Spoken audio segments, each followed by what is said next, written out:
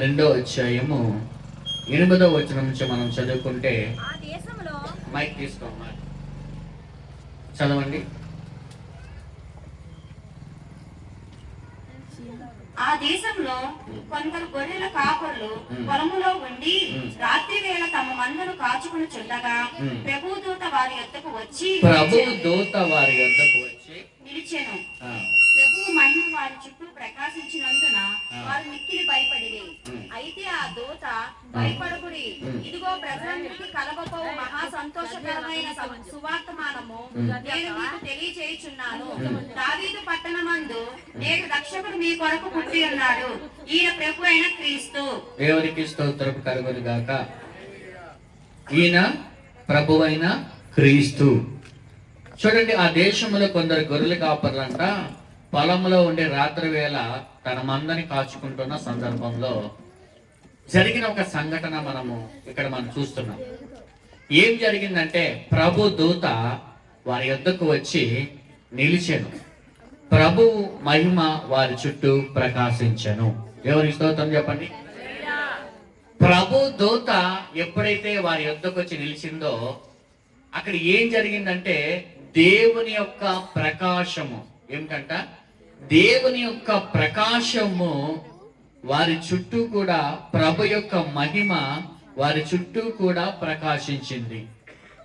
ఇక్కడ దేవుని మహిమ ఎవరిని ప్రకాశించింది అంటే, ఇక్కడ గొర్రెల కాపరులను, ఎవరు మాట్లాడుతున్నారు, గొర్రెల కాపరులను దేవుని మహిమ ప్రకాశించింది.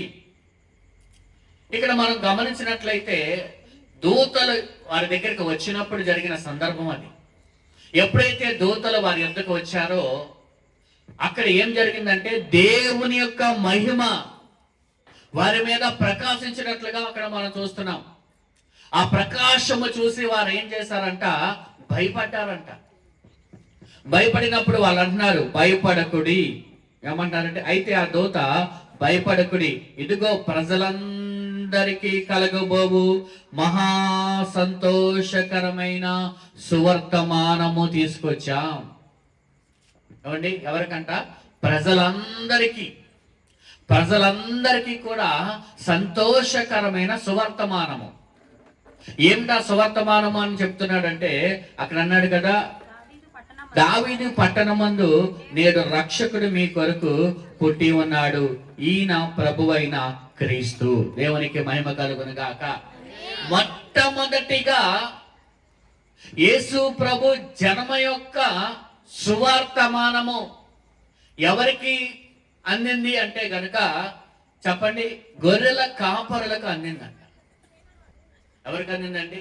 ప్రభు యొక్క పుట్టుక యొక్క వర్తమానము ఎవరికి మొదటగా అందిందంటే, గొర్రెల కాపరులు. అక్కడ జరిగింది ఏమిటంటే, దూత వారి దగ్గరికి వచ్చినప్పుడు దేవుని యొక్క మహిమ వారికి మీద ప్రకాశించింది. హల్లెలూయా.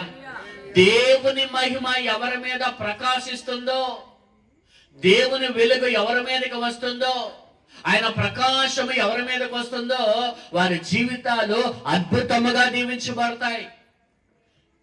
అద్భుతముగా ఆశీర్వాదకరంగా వారి జీవితాలు ఉంటాయి. ఎందుకంటే అది ప్రజలందరికీ కలగబో సువర్తమానము. ఎందుకంటే ఆయన ఎవరంట చెప్పండి, మీ కొరకు రక్షకుడు పుట్టి ఉన్నాడు. హల్లెలూయా. ఎవరైనంట? రక్షకుడు అంటే రక్షించేవాడు అని అర్థం. ఇందాక ఆరాధన పాడిన మా చెల్లెలు జాస్మిన్ పేరు ఇక్కడ ఉంది, ఒకసారి నిలబడమ్మా. మా చెల్లెలు అనమాట. మా అమ్మగారికి 3 బిడ్డలం, నేను, మా తమ్ముడు, మా చెల్లి. మా చెల్లికి చిన్నప్పుడు 7 సంవత్సరాల వయసులో పిడుసులు వచ్చాయి. ఆడతా పడిపోయింది. అలా పడిపోతున్నప్పుడు చాలా హాస్పిటల్కి తిప్పింది మా అమ్మగారు. అప్పట్లోనే చిన్న వయసులోనే 2 లక్షల వరకు ఖర్చు పెట్టింది. తిరగని హాస్పిటల్ లేదు, వేయని మందులు లేవు, కలవని డాక్టర్ లేడు. చాలా చోట్లకి తిరిగినప్పటికి కూడా ఏమైందంటే, ఆ రోగం నయమవ్వాల. సరే అండి, వేడి మీదకరండి. దైవజనులు మన మధ్యకి రావడం మనకు ఎంతో సంతోషం. అయితే ఆ సందర్భంలో చాలా హాస్పిటల్ తిరిగాం, కానీ ఎక్కడ నయం అవ్వాల. చివరికి హైదరాబాద్ తీసుకెళ్తే వాళ్ళు అన్నారు కదా, మా అందరు చూడండి ఒకసారి, దైవజనులకు అవకాశం ఇచ్చేస్తాను, చనిపోతుంది లేదా పిచ్చిదైపోద్ది కానీ మామూలుగా మాత్రం అవుతాను. ఆ అమ్మ చాలా కృంగిపోయింది ఆ దినాలు.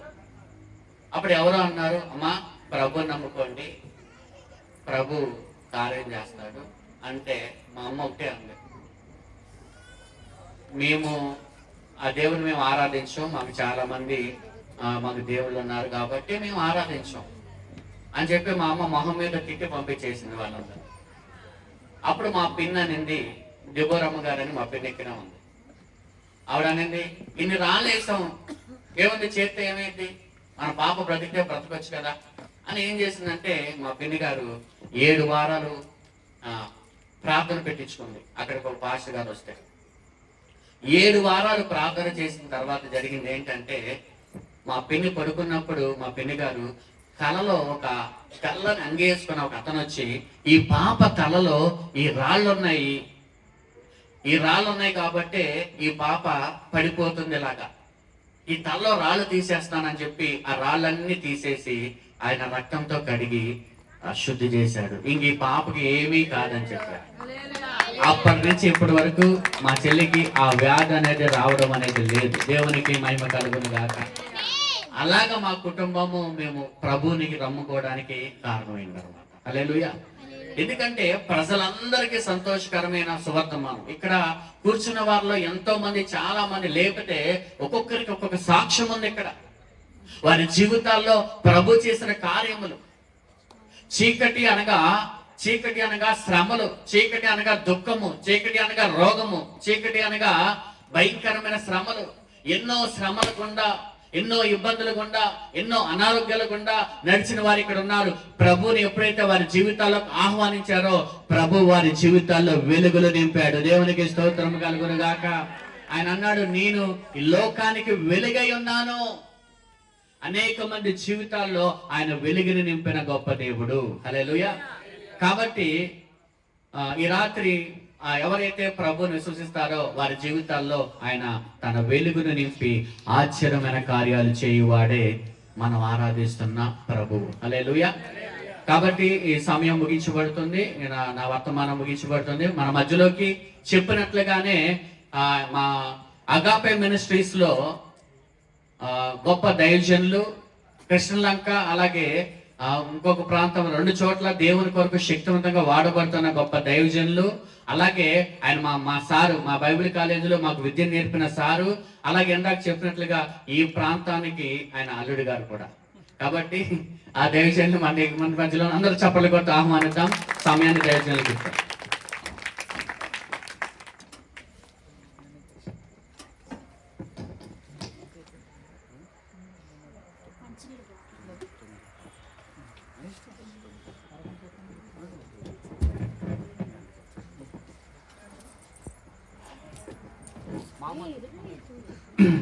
యేసయ్య నామానికి మహిమ కలుగును గాక.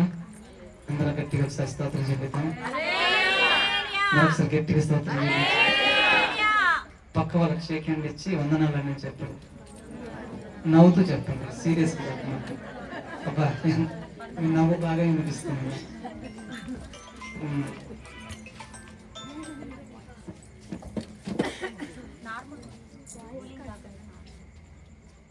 ఒకసారి మీ అందరి చూడటం చాలా సంతోషకరం.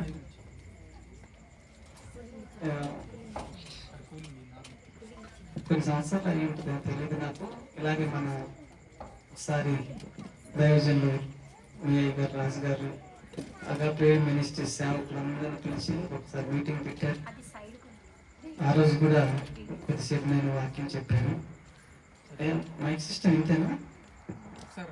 ఆ శబ్దాలు గారు ఏదైనా అవకాశం ఉంటే ట్రై చేసేది ఏం లేదు. ఈ సమయంలో కొద్దిసేపు దేవుని వాక్యాన్ని ధ్యానం చేసుకుందాం. దానికి ముందు మళ్ళీ నేను మర్చిపోతాను, ఎలాగో వచ్చాను కాబట్టి క్రిస్మస్ సీజన్లో మీ అందరికీ అడ్వాన్స్ హ్యాపీ క్రిస్మస్. అందరు నాకు కూడా చెప్పండి, నేను మంచిగా. మీ అందరికీ happy Christmas. Okay, God bless you. హ్యాపీగా సంతోషంగా గడపండి. ఎప్పుడు సాగదీసిన మొక్కలతో జిడ్డు మొక్కలతో ఉంటే జీవితం అలాగే ఉంటుంది. కష్టాలు సమస్యలు ఎప్పుడు మనం విడిచిపోయి మేము ఎక్కడికి పోవు. ఏ స్థాయికి ఆ స్థాయికి సమస్యలు ఉన్నాయి, అది వాస్తవం. ఓకే, భారతదేశాన్ని కొనగలిగే సామర్థ్యం ఉన్న సంపన్నులకు సమస్యలు ఉన్నాయి, రోడ్డు మీద అడుక్కు తినేవాడికి సమస్యలు ఉన్నాయి. ఇక ఎక్కువ సమస్యలు ఉంది ఎవరికి అంటే అటు పేదరికం కాక అటు ధనవంతులం కాక అటు ఇటు కాకుండా ఉంటాను మనలాంటి వాళ్ళం. మనకు సమస్యలు ఎక్కువ ఉంటాయి. దేవునికి స్తోత్రం కలిగిన కాక. కనుక చలికాలం నేను వచ్చి కూర్చోగానే నా కింద ఎవరు నీళ్ళు పోసినట్టు అనిపించింది. అందుకే చూసుకుంటున్నా చేయరు ఏంటి తడి తడిగా ఉంది, ఆ తడి మనసు అనిపించింది. మీరు చాలా గొప్పవాడు, మంచులో కూడా కూర్చున్నారు. రాజపాస్ట్ గారికి గుర్తించాం, టెంటేషన్ బాగుండేది. ఏం చేస్తాం, సాయంకాలం కదా చల్లగా ఉంటుంది కానీ వదిలేశారు. మీ క్షేమం కొరకు వదిలేశారు. టెంట్ వేస్తే గాలాడదని చక్కగా. I'm very happy to see all once again.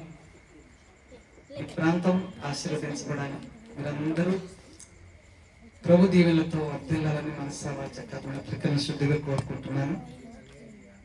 ఈ ప్రాంతంలో సేవ చేస్తున్న దైవజనుడు రాజు వారి పాస్టమ్ గారు, వాళ్ళ అమ్మగారు, వాళ్ళ పిల్లలు నాకు సుపరిచయం. అమ్మతో కాంటాక్ట్ లేకపోయినా నేను ఎరుగుతున్నామని మంచి ప్రార్థన పరురాలు, సాక్ష్యం కలిగినటువంటి తల్లి.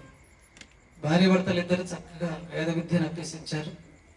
వాళ్ళకు పాఠాలు చెప్పగలిగే ఒక ధన్యత ప్రభు నాకు ఇచ్చారు. అందుని బట్టి దేవుని మహిమపరుస్తున్నాను. ఇలాగా అగాపే బైబిల్ స్కూల్ నాకు అవకాశం ఇవ్వటం, 100 మందికి పాఠాలు చెప్పడానికి, ఆధ్యాత్మిక పాఠాలు చెప్పడానికి దేవుడు నాకు ఆయన ఎంతగానో అవకాశం ఇచ్చారు. దాన్ని బట్టి నా దేవునికి నిండు వందనాలు తెలియజేసుకుంటున్నాను.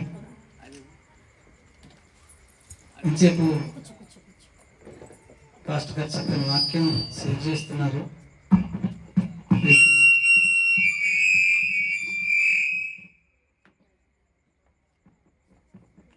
హల్లెలూయా.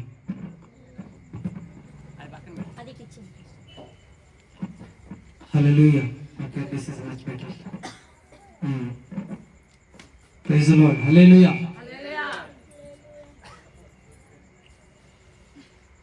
వచ్చిన వాక్యాన్ని ధ్యానం చేసుకుందాం. మరి క్రిస్మస్ సీజన్ అంటే యేసు ప్రభువు గురించే మాట్లాడుకుంటూ ఉంటాం కాబట్టి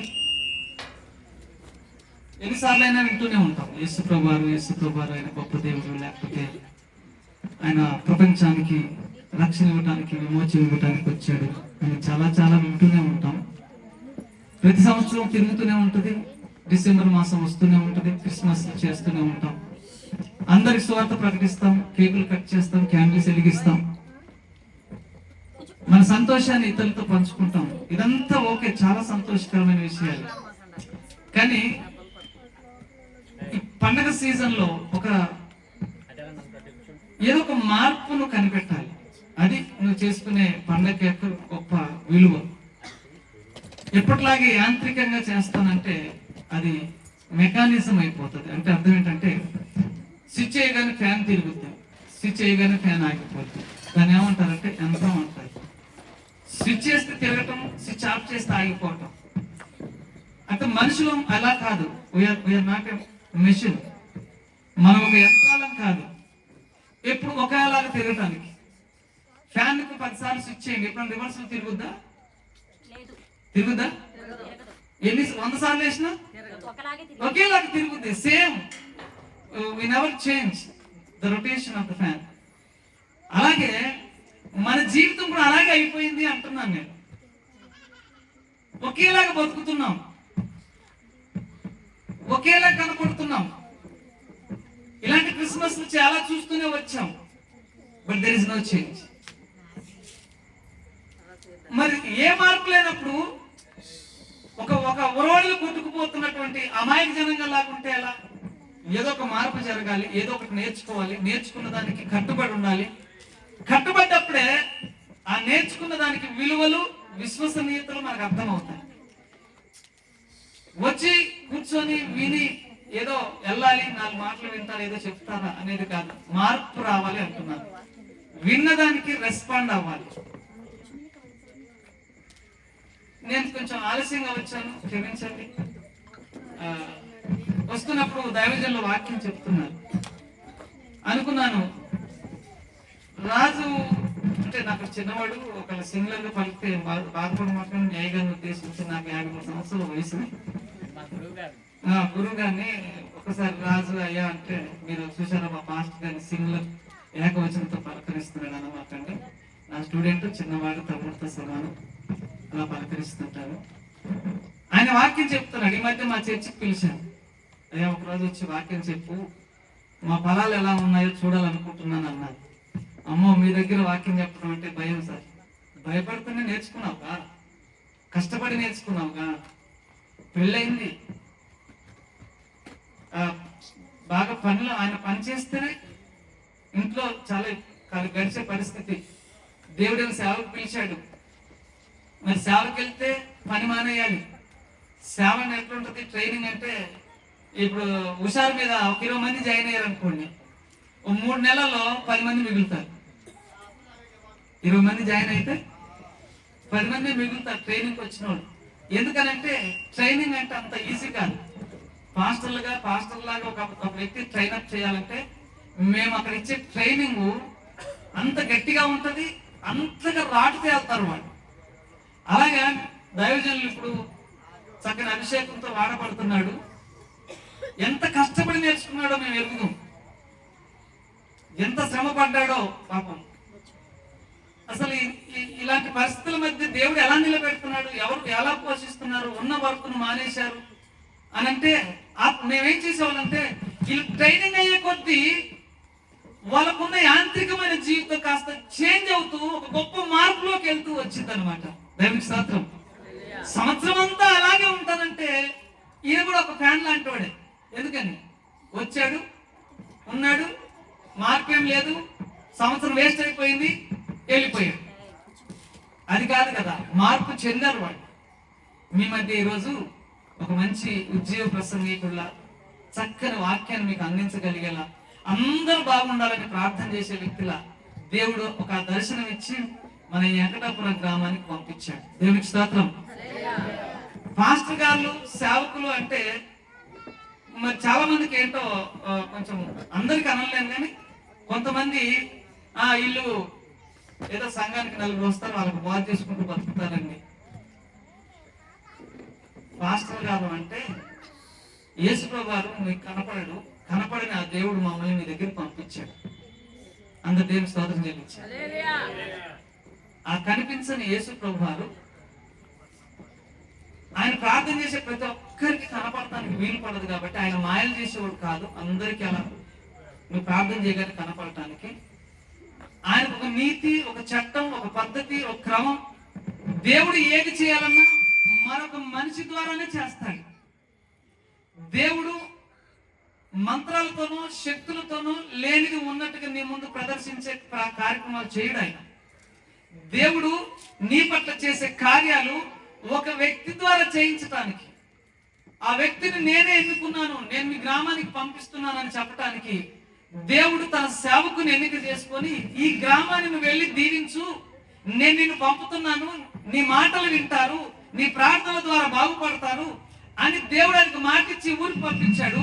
ఆ విషయం ఎవరు గుర్తిస్తే వాళ్ళు మేలు పొందుతారు. దేవుడికి స్తోత్రం. మా ఊరికి ఒక సేవకుడు వచ్చాడంటే సేవకుడి సొంత జ్ఞానంతో రాలేదు, దేవుడు పంపితే వచ్చాడు. సేవకులు అంటే దేవుని ప్రతినిధులు. అందరు చెప్పండి ఒకసారి. ముందు నెల అంటున్నారు, వెనకాల ఉన్న ఎవరు అన్నట్లు పాపం. వెనకాల చెప్పండి, ముందున్న చెప్పండి. ముందున్న వాళ్ళకి వెనుకున్న వాళ్ళకి చిన్న పరీక్ష పెడుతున్నా. ఎవరు గట్టిగా చెప్తారో అబ్బా వీళ్ళందరికీ నువ్వు ప్రతినిధి లాగున్నావు, నీ వాయిస్ బాగా వినిపిస్తున్నావు. వెనకాల ఒక్కరు వినిపించండి, ఒక్క తరపు అందరి తరపున. అబ్బాయి ఏం రోషం గుర్తుకొచ్చింది అట్ట. ఫోన్ డెడ్ అవుతుందంటే ఛార్జింగ్ అయిపోతా ఉంటే చూసుకుంటా ఉంటాం. అమ్మో 20% ఉంది, అమ్మో 10% ఉంది, అమ్మో 5% వెళ్ళిపోయి పిన్ని పెట్టగానే మళ్ళీ అది రీఛార్జ్ అవుతుంది కదా. మీకు అలా పిన్ని పెట్టాలని దేవుని ప్రతినిధి మా ఊరికి వచ్చాడు. అందరూ చెప్పండి. నీవైన మాటలు వింటే దేవుని మాటలు విన్నట్టే. ఆయన నన్ను ఆశీర్వదిస్తే దేవుడు ఆశీర్వదించినట్టే అని నీ నోట మనసారా పలుకు. ఈ డిసెంబర్ లోనే గొప్ప దీవెన చూస్తాం. గ్యారెంటీ. మీరు ఎన్ని కష్టాలు పెట్టి మా మీద ఎంత బాధపడతాం, మేము దీవిస్తూనే ఉంటాం. మా దేవుడు నేర్పించింది అది. కానీ అందరికీ అది అర్థం కాదు. అర్థం కాకపోయినందుకు మాత్రం మేమేం బాధపడం. వాళ్ళకి అర్థమయ్యేలా ప్రార్థన చేస్తా ఉంటాం. హల్లెలూయా. ఇలాంటి దైవజనుడు ఇక్కడ నిలబడి వాక్యం చెప్తున్నాడు. ఏమని చెప్తున్నాడంటే, ఇదిగో సమస్త ప్రజలకు కలగబోవు ఒక మహా సంతోషకరమైన వర్తమాన సువార్త. వీళ్ళు ఎందుకు తిరుగుతున్నారు పాపం, నాకు అర్థం కాదు. ఏమైనా బో పెట్టాలేమో, కొంచెం పెట్టేసేయండి. నేను తిరగనే మాట్లాడి దేవుని సన్నిధి కదా. మిమ్మల్ని పోయి నాకు టైం పెట్టాడు ఆయన. నా టైంలోనే చెప్పాలి, ముగించాలి. మళ్ళీ ఇంత దూరం వచ్చాడు. నాకు మళ్ళీ గురువు గారు అని గుర్తు చేశాడు ఆయన. గురువు గారు అంటే మరింత బాధ్యత పెంచాడు. ఏదో 4 మాటలు చెప్పుకోదాం అనుకున్నా. దేవుని స్తోత్రం. గురువు గారు బాగా చెప్తేనే కదా శిష్యుడు బాగా తయారని చెప్పుకుంటారు. అంతేనా? ఏంటి మహా సంతోషకరమైన వార్త? మీ పక్క వాళ్ళకి ఒకసారి సంతోషంగా ఆనందంగా చెప్పండి. ఒక గొప్ప మహా సంతోషకరమైన వార్త మన దగ్గరికి వచ్చింది అనండి. మీరు ఆ అంటా ఉంటే చలి దూరంగా పోయిద్దని అనిపిస్తుంది. అంతే తప్ప ఇంకేం లేదు. శాడిస్ట్ కాదు నేను. ఓకే, ఆ పలుకు మీరు మాట్లాడుతూ ఉంటే కొంచెం హుషారుగా ఉంటారు. ఏంట మహా సంతోషకరమైన వార్త? మీ ఇంటికి ఉద్యోగం వచ్చిందా? మీ ఇంటి కలెక్టర్లు అయ్యారా? లేకపోతే మీకు రావాల్సిన డబ్బులన్నీ వచ్చేసాయా? మీ ఇంట్లో పెళ్లిళ్ళు కావాల్సిన అందరికి మంచి సంబంధాలతో పెళ్లిళ్ళు జరిగాయా? మరి మహా సంతోషకరమైన వార్త కనుక ఏంటి అని మిమ్మల్ని అడిగితే, మీ జీవితంలో నిక్కచ్చిగా గట్టిగా తడబడకుండా ఒక్క సంతోషకరమైన మహా సంతోషకరమైన వార్త మీ ఇంటి దగ్గర ఏదైనా ఉందా? హల్లెలూయా. కానీ ఒక దేవదూత వచ్చి మాట్లాడుతున్న మాటలు ఇవి. మనుషులు కాదండి, గుర్తుపెట్టుకోండి. ఓ మహా సంతోషకరమైన వార్తట. ప్రపంచానికి, ఏదో గ్రామానికో పట్టణానికో దేశానికో కాదు, సమస్త ప్రజలకు అందరికీ కలగబోవు మనిషి రూపంలో ఈ సృష్టిలో ఎక్కడైనా మనిషి అనేవాడు ఉంటే, ఈ సృష్టి అంతట్లో అంటున్నారు కదా శాస్త్రవేత్తలు, ఏలియన్స్ అనేవాళ్ళు ఉన్నారని, అంగారక గ్రామంలో ఏదో మనిషి సంచారం జరుగుతుందని, లేకపోతే ఈ విశ్వంలో అక్కడో ఇక్కడో ఎక్కడో చోట మానవ జాతి ఇంకో చోట నివసిస్తున్నట్టుగా ఇవన్నీ చెప్తున్నారు కదా. మన భూమి మీద ఉన్న మనుషులకే కాదు, గుర్తుపెట్టుకోండి, ఈ విశ్వంలో ఎక్కడైనా మానవ జాతి అనే వాళ్ళు ఉంటే కనుక ఈ విశ్వమంతటా సమస్త ప్రజానికానికి తెలియవలసిన ఒక మహా సంతోషకరమైన వార్త దేవదూత తీసుకొచ్చాడు మన ఊరికి. హల్లెలూయా. మేము కూడా మహా సంతోషకరమైన వార్త తీసుకొచ్చి మీ ఊరికి ఇచ్చాం. ఒక మాట మళ్ళీ నేను చదువుతాను. ఇప్పుడు దాని దైవజనులు ఆ మాట చెప్పేదానికి అనుబంధంగా కీర్తనల గ్రంథం 76వ కీర్తనలో, కీర్తనల గ్రంథం 76వ కీర్తనలో 1-2 వచనాలు చదువుతున్నాను నేను. యూదాలో దేవుడు ప్రసిద్ధుడు, ఇశ్రాయేలులో ఆయన నామము గొప్పది, షాలెములో ఆయన గుడారం ఉన్నది, సియోనులో ఆయన ఆలయము ఉన్నది. ఇప్పుడు ఈ మాట నేను చదివాను, ఇది బైబిల్లో ఉంది. ఈ బైబిల్లో ఏమనుంది? ఇదిగో యూదాలో ఉన్న దేవుడట ప్రసిద్ధుడు అని అన్నాడు. ఈ యూదాలో ఉన్న దేవుడు ప్రసిద్ధుడు అంటే యూదా ఎక్కడ ఉంది? ఆయన దేవుడు ప్రసిద్ధుడు ఏంటి? ఇశ్రాయేలులో ఆయన నామము గొప్పది, ఆయన నామం చాలా గొప్పది. ఈ 2 మాటలు చెప్పండి. ఆయన ప్రసిద్ధుడు, ఆయన నామం గొప్పది. మళ్ళీ చెప్పండి. ఇప్పుడు ఆయన ఎవరో మనం తెలుసుకోవాలి మరి, అంతే కదా. ఇప్పుడు ఆయన ఎవరో తెలిస్తే, ఆయన గొప్పతనం తెలిస్తే, ఆయన మనకు చేసిందంటూ తెలిస్తే, ఇంతకు మించిన మహా సంతోషకరమైన వార్త మన జీవితంలో ఎప్పుడు వినలేము, మనకు తారసపడదు. అందుకనే ఆయన ప్రసిద్ధుడైన దేవుడు, ఆయన నామం చాలా గొప్పది అని రాశాడు. హల్లెలూయా.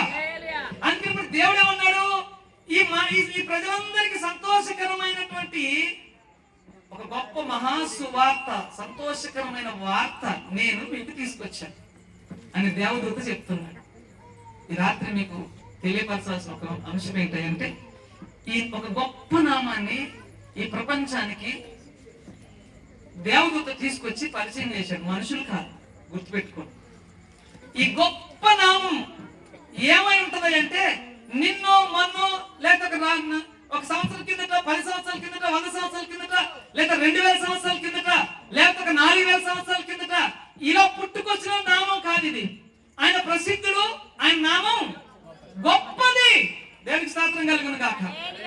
ఎంత గొప్పది అంటే బైబిల్లో చెప్తున్న ఫిలిప్పీయులకు రాసిన పత్రిక 2వ అధ్యాయం 11వ వచనంలో అంటాడు, ఇదిగో భూమి మీద, సముద్రం కింద, ఆకాశంలో. నువ్వు ఫోన్ దగ్గర పెట్టుకో, మైక్రోఫోన్ దగ్గర పెట్టుకో, అప్పుడు చదవాలి, అందరికి వినపడుతుంది. మైక్ దగ్గర పెట్టుకుని చదవం, మంచిదాన్ని, వెరీ గుడ్, అలర్ట్ గా ఉన్నాం. ఏమని రాస్తున్నాడు ఫిలిప్పీ 2:11లో? ప్రతి వాని నాలుక తండ్రి అయిన దేవుని మహిమార్థమై యేసుక్రీస్తు ప్రభువు అని ఒప్పుకొనున్నట్లును దేవుడు ఆయనను అధికముగా హెచ్చించి, యేసు అనే నామము ప్రభు అని ఒప్పుకున్నట్లు, చదువు, అధికముగా హెచ్చించి ప్రతి నామమునకు పైనామమును ఆయనకు అనుగ్రహించాడు. దేవునికి స్తోత్రం. ప్రతి నామమునకు పైనామము. హల్లెలూయా. యేసు అనే నామం. ఈ యేసు అనే నామం ఎవరు తీసుకొచ్చారు? ఈ యేసు అనే నామం మీ ఊరికి ఎవరు తీసుకొచ్చారు? ఇదిగో ఇంతమంది కూర్చొని వాళ్ళ వాక్యం వింటున్నారు, మేము యేసుని గురించి చెప్పడానికి వచ్చాం. ఈ యేసు అనే పేరట ఈ విశ్వంలో ప్రతి నామము కన్నా పైనామం. నా పేరు ఎజ్రా శాస్త్రి, మా పాస్టర్ గారు పెట్టారు. మా అమ్మ నాన్న పెట్టిన పేరు, నా పేరు కోటయ్య. అందరు చెప్పండి ఒకసారి. ఎంత బాగుంది, ఎన్ని సంవత్సరం ఉంది. మీ అయ్యగారి పేరు రాజు, మేము రాజువి, నేను కోటయ్యని. ఒక దగ్గరికి వెళ్ళి మీ పేరు ఏంటంటే నా పేరు కోటయ్య అని యగాదిగా చూసి, నీ పర్సనాలిటీకి నీ ఫేస్ కి కోటయ్య అనే పేరు మ్యాచ్ అవ్వలేదు, మీరు వెంటనే మార్చేసుకోండి అన్నాడు. అదేంటి, నా ఫేస్ కి కోటయ్యకి సంబంధం ఏంటి? నేను పెట్టుకోకూడదా? లేదా నా పేరు మంచిది కాదా? లేదా పేరు పెట్టుకోవడానికి అర్హుని కాదా? అదేంటి అట్లా అన్నారంటే, లేదండి మీరు మనిషి కొంచెం స్టైలిష్ గా ఉన్నారు, కోటయ్య చాలా మొరటి పేరు అంటే. నేను అన్నాను, మా మమ్మీ నేను కడుపులో పడ్డప్పుడు కోటప్ప కొండకి వెళ్ళిందండి గుంటూరు దగ్గర. మా అమ్మ కడుపులో పడ్డప్పుడల్లా ఒకరు కడుపులో పడగానే శివాలయంకి వెళ్ళింది. మా అన్నయ్య పేరు రామలింగయ్య. రెండో వాడు తిరుపతి కొండకి వెళ్ళింది, వెంకటేశ్వర్లు అని పెట్టుకుంది. మూడో వాడు నాలుగో అక్క పుట్టింది, విజయవాడ ఉన్న కనకదుర్గమ్మ కొండకి వెళ్ళింది, దుర్గమ్మ అని పేరు పెట్టుకుంది. ఆ తర్వాత నేను కడుపులో పడ్డాను, కోటప్ప కొండకి. ఎందుకంటే అందరి పేర్లు ఒకలా ఉండకూడదు, మళ్ళీ దేవుళ్ళు ఫీల్ అవుతారు అనుకుంది మా అమ్మ. అందుకనే కోటప్ప కొండకి వెళ్ళింది. ఈసారి మగపిల్లడు పుడితేనే కోటయ్య, ఆడపిల్ల పుడితే బాగా చెప్పారు. దేవుని స్తోత్రం. మళ్ళీ నేను పుట్టిన తర్వాత మా తమ్ముడు పుట్టాడు, నాలుగో వాడు పుడితే భువనగిరి దగ్గర యాదగిరి గుట్టుంది, మీ అందరికి తెలుసో లేదు. ఇప్పుడు బాగా కేసీఆర్ ఆ మధ్య ఆయన పదవులు బాగా ఫేమస్ గా మంచి పాపులారిటీ తీసుకొచ్చాడు. వందల కోట్లు పెట్టి దాన్ని బాగా చేశాడు. అక్కడికి వెళ్ళినప్పుడు ఈసారి కొడుకు పుడితే యాదయ్య, కూతురు పుడితే మా అందరి పేర్లు అలాగే ఉన్నాయి. అలా పూజలు చేసేవాళ్ళు, మా అమ్మ అలా పూజలు చేసేది. హల్లెలూయా. ఇప్పుడు నా పేరు గొప్పదేగా. మనం ఆ సాంప్రదాయం ఉన్నప్పుడు మా అన్న పేరు గొప్పదేగా, మా అక్క పేరు మనకి ఇంకా గొప్పదేగా. దేవునికి స్తోత్రం. నా పేరుకు చాలా చాలా విలువలు ఉన్నాయి. నా పేరు పెట్టగానే ఇది ఎప్పటికైనా భవిష్యత్తులో కోటయ్య అని పెట్టుకున్నాడు, కోటీశ్వరుడు అవుతాడు అన్నాడు. ఇప్పుడు 50 సంవత్సరాలు అయిపోయాయి, తిప్పి పడితే 50,000 ఇప్పుడు బ్యాంక్ లో లేవు. నాకు కోటీశ్వరుడు సంగతి దేవుడు అడుగు రాజయ్య. 50,000 రూపాయలు లేకపోయా, కానీ ఎంత డాప్సారో కారు వేసుకుని వచ్చాను మీ దగ్గరికి. ఇప్పుడు అయ్యగారు కారు పెట్రోల్ డబ్బులు ఇస్తే పోసుకోలేదు, కారు అనిపించిపోతా. దేవునికి స్తోత్రం. Name never gives the money. Name denotes our character. Name identifies our character. పేరు మనకు గుర్తింపు మాత్రమే. పేరు మన చూపిస్తుంది, బయలుపరుస్తుంది. నీ పేరు చాలా గొప్పది, మంచిది. మీలో పెట్టుకున్న ప్రతి పేరుకు ఒక అర్థం ఉంది. ఆ పేరుకున్న అర్థం చాలా గొప్పది. కానీ దేవుడు అంటున్నాడు, మీకు ఇవ్వబడిన అన్ని పేర్ల కన్నా ఒక గొప్ప పేరును మీకు తీసుకొస్తున్నాను అన్నాడు దేవదూత వచ్చి. హల్లెలూయా, హల్లెలూయా. భూమి మీద మీ అందరికీ అమ్మ నాన్నలకే పేర్లు పెట్టారు. అవునండి, అమ్మలే పెట్టారుగా. కొన్ని సందర్భాల్లో సెంటిమెంట్ తో అమ్మ లేకపోయినా నాన్న లేకపోతే మేనమామలు వస్తారు, పేర్లు పెడతారు. మంచిగా ఎవరైనా మనోళ్ళే పెడతారు పేర్లు. ఇప్పుడు చర్చికి వెళ్ళే వాళ్ళు ఏం చేస్తారంటే, చర్చికి వెళ్ళే వాళ్ళు పేరు పెట్టాలి. సమయం వస్తుంది, అమ్మ మాట్లాడమా, ముందే కూర్చున్నారు, మాట్లాడమా. చర్చికి వెళ్ళే బేబీ పుడితే అయ్యగారండి పేరు పెట్టండి అంటారు. మరి రాజుగారు ఏమైనా పెట్టారని నాకు తెలియదు. కానీ నా దగ్గరికి రాగానే, అమ్మ మేము ప్రార్థన చేసి పెట్టమంటావా, మీకేమైనా ఛాయిస్ ఉందా అంటే, మీరు పేర్లు నిర్ణయించుకొని వచ్చారా, మేము ప్రార్థన చేసి దేవుడు బయలుపరిచిన పేరు పెట్టాలా అని అడుగుతా. అయ్యారు మీ దేవుడు ప్రతినిధులు, మీరు రాయబారులు, దేవుడు పంపిన వ్యక్తులు, మీ నోట ఏది వస్తే అదే పేరండి. హల్లెలూయా.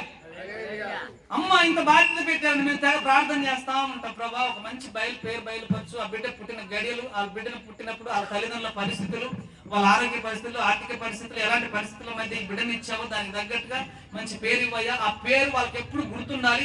మేము ఇలాంటి కష్టంలో ఉన్నప్పుడు మా దేవుడు మాకు ఈ బిడ్డను ఇచ్చాడని ఆ పేరు తెలుసుకున్నప్పుడల్లా ఆ రోజు వాళ్ళ పరిస్థితి ఏందో నాకు తెలియాలి.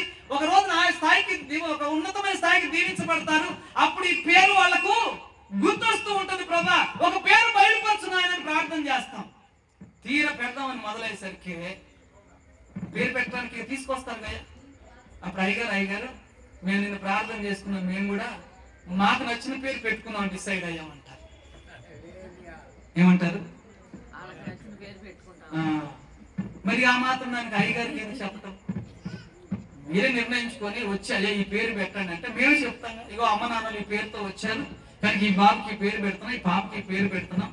నువ్వో పెట్టాలి, సేవకుడో పెట్టాలి. హల్లెలూయా. నువ్వన్నా పెట్టాలి, సేవకుడన్నా పెట్టాలి. కానీ యేసుప్రభు వారు పుట్టినప్పుడు భూమి మీద ఉన్న మనుషులు పెట్టలేదు ఆ పేరు. మత్తయి సువార్త 1వ అధ్యాయం 20వ వచనం 21వ వచనం చదువుదాం. మత్తయి సువార్త 21వ అధ్యాయం 20 చదవము. అతడు ఈ సంగతుల గురించి ఆలోచించి కొనుచుండగా, ఇదిగో ప్రభుదూత వచ్చి చెప్తున్నాడు. స్వప్నమందు అతనికి ప్రత్యక్షమై, దావీదు కుమారుడైన యోసేపు ఈ భార్య అయిన మరియును చేర్చుకొనుటకు భయపడకుము, ఆమె గర్భము ధరించినది పరిశుద్ధాత్మ వలన కలిగినది.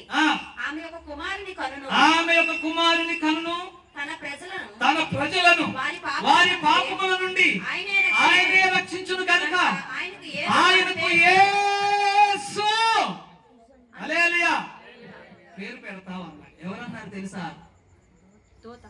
దేవదూత చెప్తున్నాడు. ఈ పేరు దేవదూత ఎక్కడి నుంచి తీసుకొచ్చాడో తెలుసా?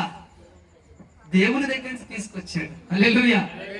నీకు నాకు ప్రముఖులైన వారికి, ఆ మాటకు వస్తే మన భారతదేశాన్ని ఎంతో అత్యద్భుతంగా పరిపాలన చేసిన వాళ్ళు కానీ, నాయకులు కానీ, గొప్ప గొప్ప స్వతంత్ర యోధులు కానీ, భక్తి పరులు కానీ, అమ్మాజీలు, బాబాజీలు ఎవరన్నా కానివ్వండి, మాలాంటి వాళ్ళు సేవలో ఉన్న అనేక మంది కానివ్వండి, మా పేర్లు మాకన్నా పెద్దవాళ్ళు పెట్టుంటారు. మునులు ఋషులు ఉంటే వాళ్ళకన్నా పెద్దవాళ్ళు పెట్టుంటారు. కానీ ఎవడొచ్చి దేవుని దగ్గర నుంచి ఒక మనిషి వచ్చి భూమి మీద ఉన్న మనిషికి ఎవడు పేరు పెట్టాలి. ఈ నామము చాలా గొప్పది. హల్లెలూయా. ఏ నామము? యేసు నామం. అందరూ చెప్పండి ఇప్పుడు. యేసు నామం ఎక్కడి నుంచి వచ్చింది? మనుషులు పెట్టలేదు, గనులు పెట్టలేదు, అధికారులు పెట్టలేదు, లేకపోతే మునులు పెట్టలేదు. జపాలు తపాలు చేసేవాళ్ళు, యజ్ఞాలు యాగాలు చేసేవాళ్ళు, అడవుల్లో కొండల్లో ఋషుల రూపంలో ఉన్న వాళ్ళు చెప్పలేదు, మమ్మల్ని దేవుడు పంపించాడు మీ పేరు పెట్టమన్నాడు అని వాళ్ళు చెప్పలేదు. ఎవరు తీసుకొచ్చారు పేరు? పరలోకంలో నుంచి దేవుడు మాకు పేరిచ్చి పంపించాడు. ఆ పేరుకున్న అర్థం ఈ ప్రపంచంలో ఎవరికి లేదంటే నమ్మండి మీరు. హల్లెలూయా. యేసు అని పేరు పెడతావు నువ్వు అని దేవదూత పలికితే, దేవదూత అంటున్నాడు ఈ పేరు ఈ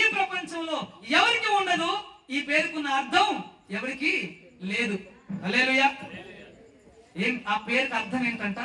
రక్షకుడు. రక్షకుడు. దేని నుంచి రక్షకుడు? పాపం నుండి విడిపించే రక్షకుడు. ఇప్పుడు చెప్పండి అందరూ, మన పాపం నుంచి విడిపించే రక్షకుడు యేసు అనండి. మన పాపముల నుండి విడిపించేవాడు యేసు రక్షకుడు. ఎలా విడిపిస్తాడు ఆయన నీ పాపం నుంచి? తన రక్షణ. అసలు నీకు పాపం, నువ్వు పాపం అన్న సంగతి నీకు ఎప్పుడైనా గుర్తుందా? మీరంటారు మీరందరూ పాపులే అని నేనంటే, వెళ్ళేటప్పుడు నా కారు దగ్గర నించొని కర్రలో బెల్ట్లో పట్టుకొని ఇక్కడికి వస్తాడుగా, నేను పాపం చేస్తుంటే చూసావా, నా పాప కార్యాలు నీకు తెలుసా, నువ్వు నన్ను పాపని మా ఊరు వచ్చి నాకు చెప్పి వెళ్తావా అని ఏం చేస్తారు? నువ్వు నన్ను అట్లా కొడతానని కాస్తానంటే నాకు నీ ఊళ్ళో రెవెడీలు చాలా మంది ఉన్నారు. హల్లెలూయా. నేను కూడా పెద్ద పెద్ద రవిడీలు పెట్టుకున్నాను. ఎప్పుడైనా వస్తా పోతా ఉంటాను, ఎవడన్నా నేను అంటారని భయం నాకు ఉంటుంది. అసలే మళ్ళీ ఫేమస్ ఊరికి. దేవుని స్తోత్రం. ఈ ఊళ్ళో అయ్యగారులందరూ తెలుసు నాకు. వాళ్ళ అంటతో వస్తున్నాను, అంతేగా రెవెడీలు అంటే నిజంగా రెవెడీలు ఉన్నారు అనుకుని. ఈ అయ్యగారు ఒక రెవెడీ నాకు, అక్కడ డానియల్ గారు ఒక రెవెడీ, అక్కడ ఇంకెవరు ఉన్నారు, కామేశ్వరరావు గారు ఉన్నారు. దేవుని స్తోత్రం. ఉన్నారు అయ్యగారు వచ్చారా? వస్తే అయ్యగారు ఎక్కడ ఉన్నారు? పొందున్నారు. మేమందరం క్రీస్తు తరపున వచ్చిన రౌడీలు. కానీ లోకానుసారమైన రౌడీలు మిమ్మల్ని కొడతారు, మేమేమో తన్నులు తినే రౌడీలు. హల్లెలూయా. మేమంతా రివర్స్. మేము రోషము పౌరుషం కలిగిన వాళ్ళము. అలాగని మీరు మమ్మల్ని తిరిగితే కొడితే గోసి పెట్టుకుని వచ్చి మేము కొట్టేవాళ్ళం కాదు, తుడుచుకొని వెళ్ళిపోయే రౌడీలు, రోషం గల వాళ్ళు. హల్లెలూయా. తన్నుకోవటం పెద్ద రోషమే, కానీ బండ బూతులు తిడుతుంటే తగ్గించుకోవటం అంతకన్నా గొప్ప రోషం. అందుకని పౌలు అన్నాడు, మీరు రోషము కలిగి జీవించండి. పౌరుషము గల వాళ్ళు మీరు అన్నాడు. పక్కోడు రచ్చగొడుతుంటే మీసాలు మెలేసి కోసి పెట్టుకొని కర్ర తీసుకుని పోయి కొట్టే పౌరుషం కాదయ్యవు. మరి అట్లాంటి కోపం వస్తుందంటే అర్థం ఏంటో తెలుసా? ఓర్చుకోలేకపోతున్నావు అంటే అర్థం ఏంటో తెలుసా? కులుకుంటాం అంటే అర్థం ఏంటి? అసూయ ఉందంటే అర్థం ఏంటి? వారం లేని తను ఉందంటే అర్థం ఏంటి? నీ పక్క వాళ్ళు నాశనం అయిపోవాలని కోరుకున్న అర్థం ఏంటంటే యు ఆర్ ద సిన్నర్. మనం పాపులం కాబట్టి పాప ఆలోచనలు ఎక్కువ మనకున్నాయి. నేను పరిశుద్ధుని మంచివానరు చేతులు ఎత్తాను ఒక్కరు ఇక్కడ. ఇప్పుడు ఎత్తకపోతే తర్వాత వచ్చాను చెప్పండి సీక్రెట్ గా. మరి ఏం చేస్తాం? అందరూ ఎత్తలేదుగా. సీక్రెట్కి వచ్చాను, నేను పరిశుద్ధనండి, నేను నీతిమంతుడని చెప్పండి. నిజంగా ఇక్కడే మీకు సన్మానం ఇప్పటికిప్పుడే చేసి వెళ్తాం. ఎవరు కాము. ఎందుకో తెలుసా? యేసు అనే పేరుకి అర్థం ఏంటంటే పాపముల నుండి. ఎవరు? మళ్ళీ రిపీట్ చేస్తున్నాను, 21వ వచనం, 1వ అధ్యాయం 21వ వచనం. ఇదిగో తన ప్రజలను వారి పాపముల నుండి ఆయనే రక్షించును గనుక ఆయనకు యేసు అని పేరు. ఈ నామము గొప్పది, ఈ నామము ప్రసిద్ధమైనది. ఎందుకో తెలుసునా? ఈయన పేరుకున్న అర్థాన్ని ఆయన జీవితంలో సార్థకం చేశాడు. హల్లెలూయా. నా పేరు కోటయ్య, దేవుని నమ్ముకున్నాను నేను. దేవుడు బాగానే గొప్ప చదువులు ఇచ్చాడు. చదువులు లెక్కలేదు కానీ ఓ శాంతంత లిస్ట్ ఉంటుంది వెనకాల. కోటయ్య అని పెడితే నా పేరు కన్నా 3 అంతలు నా డిగ్రీలు ఉంటాయి. దేవునికి స్తోత్రం. కోటయ్య అంటే ఓ మాదిరిగా కొంచెం మన హైందవ సోదరులకు తెలిసి ఉంటుంది. కానీ ఎజ్రా అని మా పాస్టర్ గారు పెట్టారు. ఎజ్రా అని అన్నదానికి అర్థం ఏంటంటే, ఎజ్రా అంటే సహాయకుడు అని అర్థం. చెప్పండి ఒకసారి అందరూ. సహాయకుడు కాబట్టి ఇప్పుడు నేనేం చేయాలంటే నా పేరుకు తగ్గట్టుగా నేను నడుచుకోవాలి. అప్పుడే నా పేరుకు అర్థం, ఒక పరమార్థం ఉన్నట్టు లెక్క. మా పాస్టర్ గారి పేరు విజయమ్మ. చెప్పండి అందరూ. మీకెక్కడ నీ పేరు కనపడుతుందా? ఎక్కడ కనపడుతుంది ఈ పేరు అంటే? మా ఆవిడ విజయమ్మ కాబట్టి నాకు ఎక్కడికి అదే పేరు కనపడుతుంది. మీకేం కనపడకపోయి ఏంది అని మీకు దృష్టి లేదు కదా. కానీ విజయ ఫ్యాన్ మీ ఇళ్ళలో లేదా? విజయ మిక్సర్ మీ ఇళ్ళలో లేదా? విజయ గ్రైండర్ మీ ఇళ్ళలో లేదా? ఎవరిట్లో విజయ కంపెనీకి సంబంధించి ఏదో ఒక వస్తువు గ్యారంటీగా అంత ఫేమస్ అన్నమాట. హల్లెలూయా. ఎప్పుడన్నా వెళ్తుంటే బయటకు వెళ్తుంటే అక్కడ విజయ ఏదో సంథింగ్ కనపడిన చూసారా? నా పేరు గోల్డెన్ కోసం ఆ కంపెనీడికి అది కలిసి వచ్చింది. ఆడ పిల్లోడికి ఒక పిల్లకు పేరు పెట్టాడు, అది ఫేమస్ అయ్యాడు. నువ్వు నా జీవితం కొంచెం నేను ఫేమస్ అయ్యేలా చెప్పుకుంటున్నా. ఎందుకంటే సంతోషపెట్టాలి కదా. దేవునికి స్తోత్రం. పేరు కదా. Very Ezra. I'm trying to do my level best to help others. అలాగే నేను సహాయమే చేయగలను, కానీ ప్రాణం పెట్టలేదు. ఒకవేళ నా కొవ్వు ఎక్కువై నేను పెట్టాలనుకున్నా, నా ప్రాణం పెట్టి నా రక్తం కాల్చినంత మాత్రాన్ని ఎవరికి ప్రయోజనం ఉండదు. ఇక యేసు ప్రభువు నామం గొప్ప నామం. ఈ రాత్రి మీకు ఒక మహా సంతోషకరమైన వార్త సంబంధించిన వార్త ఏంటంటే, ఈ యేసు అనే నామం అన్ని నామముల కన్నా పైనామం. ప్రతి నాలుక యేసుని ఒప్పుకుంటుందట ఒక రోజున, ప్రతి మోకాలు యేసయ్య సన్నిధిలో వంగుతుందంట. ఆ దినము కొరకు దేవుడు దీర్ఘశాంతము వహిస్తున్నానని రాశాడు. హల్లెలూయా, హల్లెలూయా. మీ గ్రామానికి అదే కలగబోతుంది. ఆమేన్.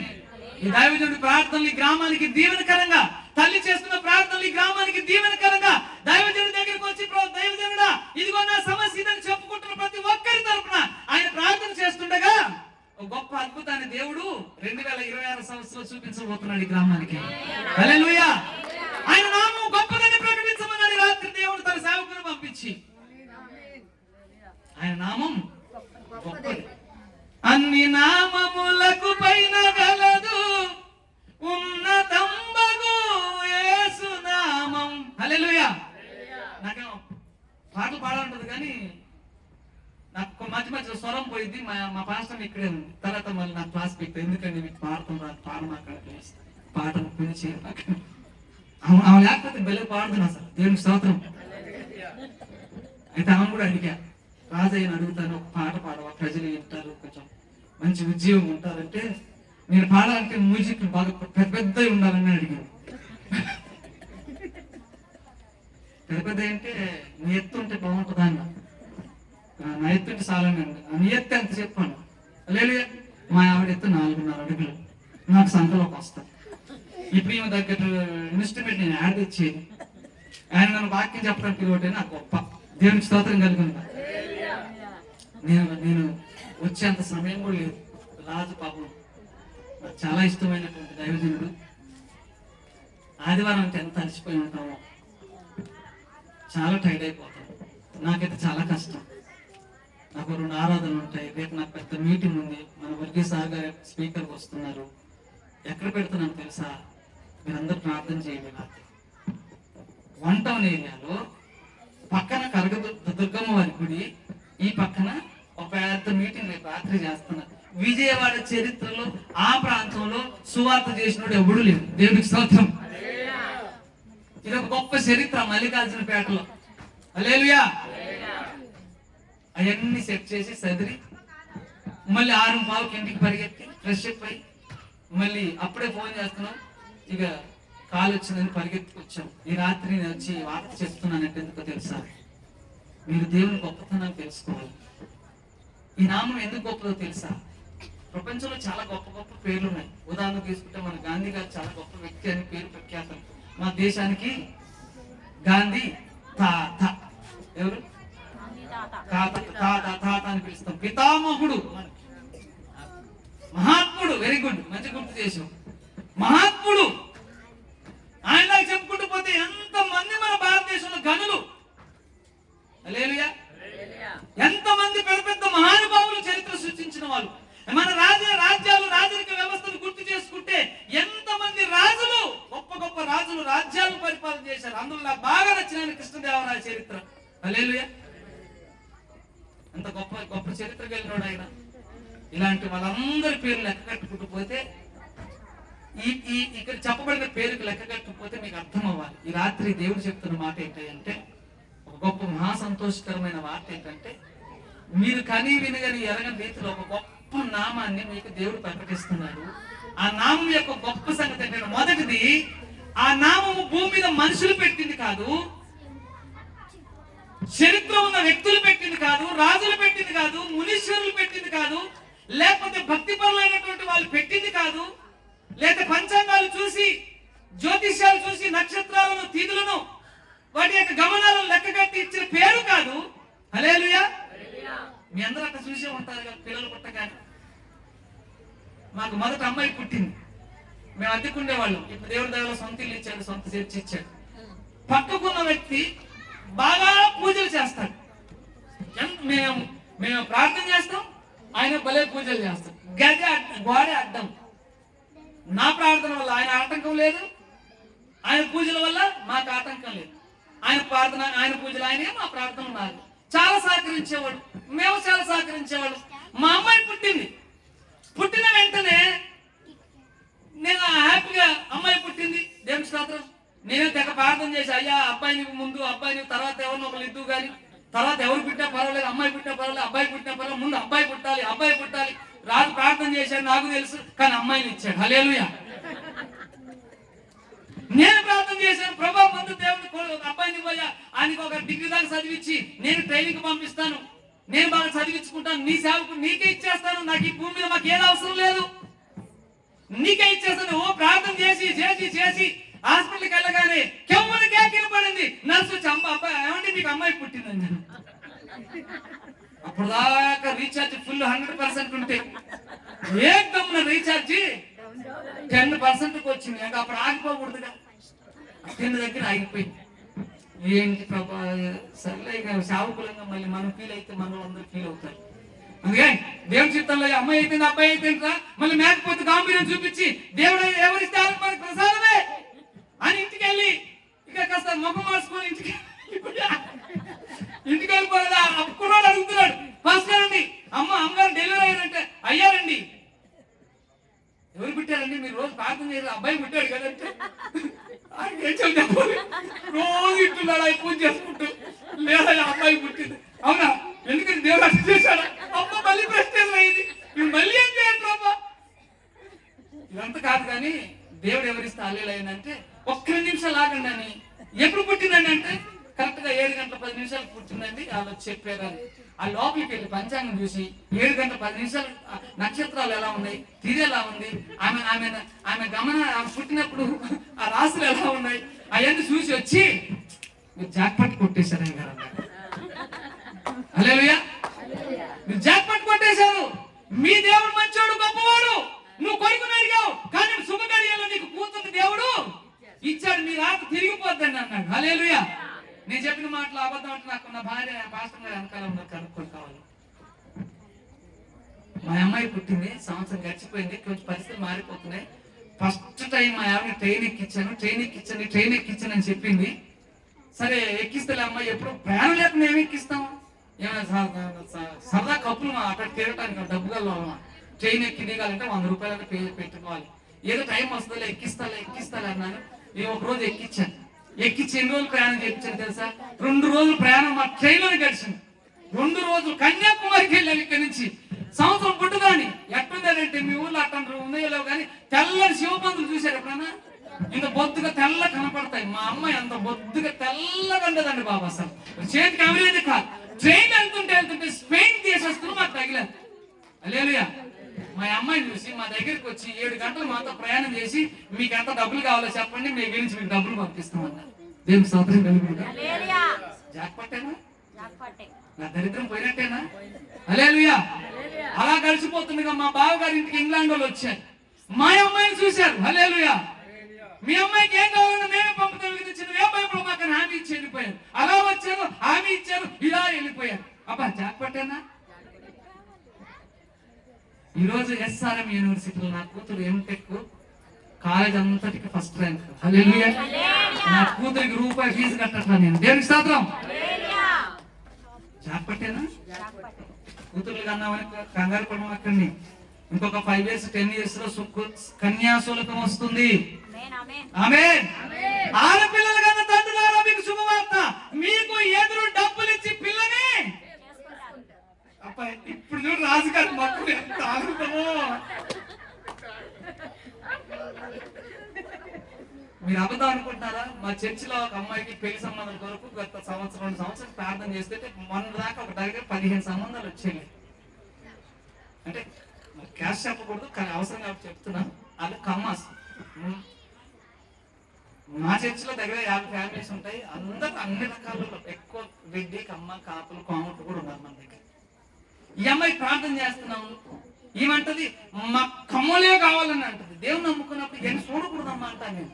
లేదా ఇక మా ఆయన ఒప్పుకోవడం, ఆయన కమ్మలు కాదు. సరే వస్తున్నారు, కమ్మలు వస్తున్నారు, మంచి వేరే దేశాల్లో వచ్చిన వాళ్ళు వస్తున్నారు, ప్రార్థన చేస్తున్నాం, అవ్వట్లేదు.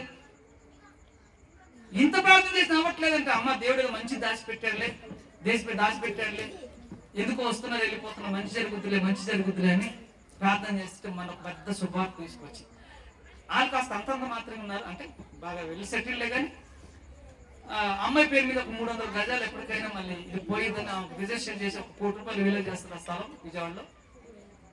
ఒక 10 లక్షలు నాకు దాచిపెట్టే, పెళ్లి కుదిరితే 10 లక్షలు ఖర్చు పెట్టి ఈ ల్యాండ్ వాళ్ళకి ఇచ్చేద్దామని అనుకుంటున్నాను. ఇన్ని 15 సంబంధాలు పోయాయి. మొన్న 1 వీక్ కింద ఒక సంబంధం వచ్చింది హైదరాబాద్ వాళ్ళు. హల్లెలూయా. వెళ్ళి సంబంధం చూసుకున్నారు, మాట్లాడుకున్నారు, వచ్చారు. మేము వెళ్ళేటప్పుడు మమ్మల్ని ఎత్తికింది, మేము ఇంట్లో లేము. అమ్మో పాస్టర్ గారితో ప్రార్థన చేసుకుని వెళ్తే బాగుండేది అనుకుంటుంది. ఈలోగా ఆమె కోరిక దగ్గర మేమే ఎదురయ్యాం. అమ్మో నేను చర్చి దగ్గరికి వెళ్ళాను, లాక్ చేసి ఉంది, మీరు కనపడలేదు, దిగులతో వెళ్ళిపోదాం అనుకున్నాను, మీరు ఎదురయ్యారు, మీరు ఇప్పుడే చెప్పండి, నాకు మంచి మాట చెప్పి పంపించండి, ప్రార్థన చేయనంటే నువ్వు వెళ్ళింది ఈసారి ఖాయమైపోద్ది పోమ్మా అన్నాను. దేవునికి స్తోత్రం. ఎట్టా ఖాయమైందో తెలుసా? ఒక 25-30 కోట్ల ఆస్తిపరుడు దొరికాడు. హల్లెలూయా. నెలకి 35 లక్షల జీతగాలు దొరికి సంవత్సరానికి. ఆయన ప్యాకేజ్ సంవత్సరానికి 35 lakhs, అంటే అంతెంతగా 3 లక్షల రూపాయలు ప్రతి నెలకి ఆయన జీతం. సంబంధం కుదిరారు. అయ్యో మీ స్థాయి చూస్తే అలా ఉంది, మా స్థాయి చూస్తే ఏం చేయమంటావయ్యా, మరి మా దగ్గర ఏం లేదంటే మీరు ఏమి ఇవ్వద్దు, నేనే ఎదురు కట్నం ఇస్తాను, మీ పిల్లలు నాకు ఇచ్చేయండి అన్నాడు. కన్యాశుల్కం మొదలైందా లేదా? మీ పిల్లలు పెద్ద అయ్యేసరికి మీకే లక్షలు వెనక్కి వస్తాయి. హల్లెలూయా. ప్రార్థన చేస్తుంటే అమ్మాయిలు ఏమో తక్కువగా ఉన్నారు, అబ్బాయిలు ఎక్కువగా ఉన్నారు. ఇప్పుడు ఒక అమ్మాయికి 10 మంది పోటీ స్వయంవరానికి వచ్చారు. పూర్వం ఒక అమ్మాయికి స్వయంవరానికి పెళ్లి కొడుకు అందరూ వస్తే ఎవడో నచ్చిన చేసుకున్నాం. ఇప్పుడు అట్లా కాదు, దొరికిందే మా భాగ్యరా బాబు, ఎదురిచ్చి చేసుకెళ్ళిపోదాం. హల్లెలూయా. అరే అమ్మాయి పేరు మీద 300 గజాల స్థలం ఉంది, అదన్నా తీసుకోండి. బతిమాలుతున్నారు. అంటే మాకు 1 గజం స్థలం వద్దు, మీరు ఒక్క పెళ్లి చేసి పంపించండి. అయ్యా మరి బట్టలు ఏం పెట్టమంటావయ్యా? బట్టలు ఏమొద్దంటే షూట్ కూడా కొనొద్దు, దానికి అవసరం 25,000 అవుతాయి. సాదా సీదా డ్రెస్ ఒకటి కొనండి. నాకు ఎంగేజ్మెంట్ కు మీ విలువ కాపాడుకోవాలి కాబట్టి ఒక చిన్న ఉంగర పెట్టండి. మీ అమ్మాయికి ఒక ఉంగర పెడతా. మీ అమ్మాయి బట్టలు నేను కొంటాను, నా బట్టలు మీరు కొనండి.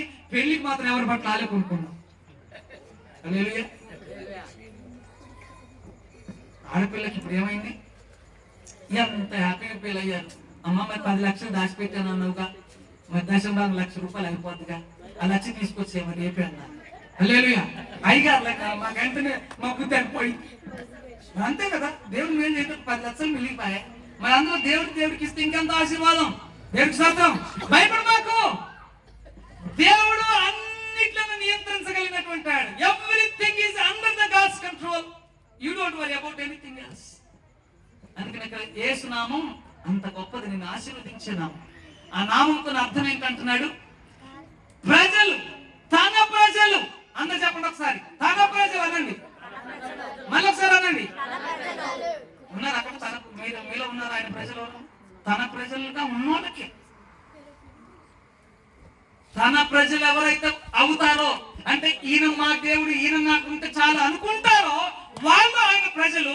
వాళ్ళని ఏం చేస్తారంటే వాళ్ళ పాపం నుంచి విడిపిస్తాడు. పాపం ఎట్లా ఉంటది? ఈ పాపం అనేది ఒక్క విషయం చెప్పి ఆపేద్దాం. నాకు టైం ఇచ్చాను, ఇంకా నా టైం ఉంది కాబట్టి చూసుకుంటూ చెప్తాను, మళ్ళీ మేము ఇబ్బంది పెట్టకూడదు. నేనేమో ఒకసారి కనీసం 12 దాకా చెప్తామని డిసైడ్ అయ్యి వచ్చా. ఎందుకంటే అన్నం తింటే మరి మాట్లాడలేనని అన్నం తినకుండా వచ్చా. హల్లెలూయా. భోజనం పెడతారయ్యా?